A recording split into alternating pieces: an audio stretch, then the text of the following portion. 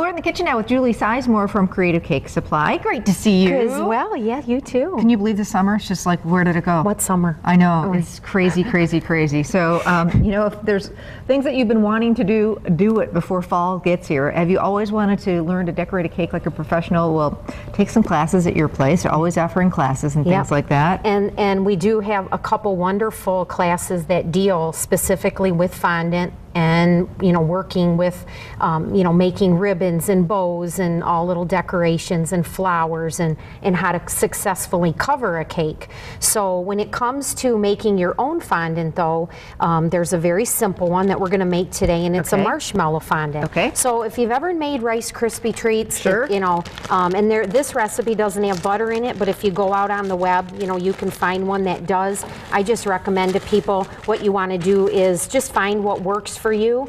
Now this is a pound of marshmallows, and I always recommend a quality brand, because sometimes the off brands will have something in it that is like a filler.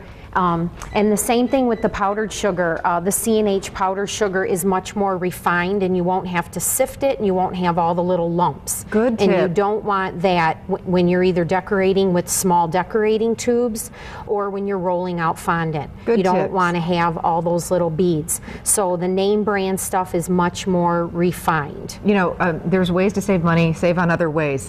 But you're right, baking is such a science, and everything goes along with it, and you don't want to invest in all this stuff and then have it go wrong. So fondant, if you don't know what it is, it's those beautiful cakes that you see in the magazines, or you go to a wedding and those cakes, and Julie brought some along, have a real smooth look.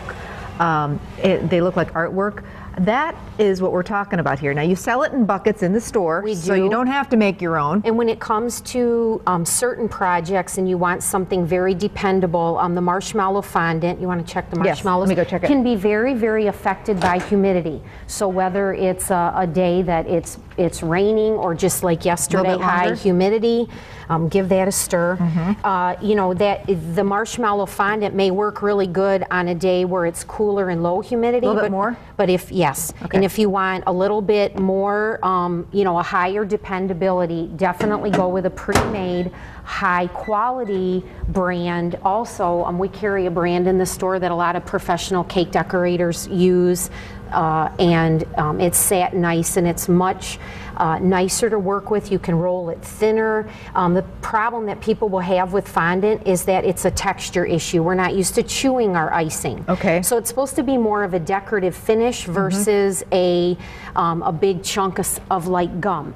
So what you want to do for the marshmallow fondant is you want to there. So we melt your marshmallows. Carefully melt them in the microwave. So you notice we did it kind of in batches. And then we're going to add, and you can do this as you're melting it, add a couple tablespoons of water. And then you're going to use a pound or 1 2-pound bag of powdered sugar, but when you start, you just, like the water, you could use up to 5 tablespoons. You want to add about 3/4 of your powdered sugar. Now, if you're going to color it or flavor it, and you're going to do it all the same, this is when I advise to do that. And then once you get your powdered sugar mostly incorporated, you're going to grease up your hands really good with some shortening, and you're going to work it just like you would a bread dough. And you're going to knead it and knead it and knead it, and then you'll realize by the texture what if you need to add a little bit more powdered sugar, or if you need to add a little bit more water. And so you've got some here that's been kneaded, and this is kind of, you have it in disc, you wrap it in plastic. And then what you want to do is put a little coating of shortening over it and wrap it a couple times, because you want to make sure it's airtight.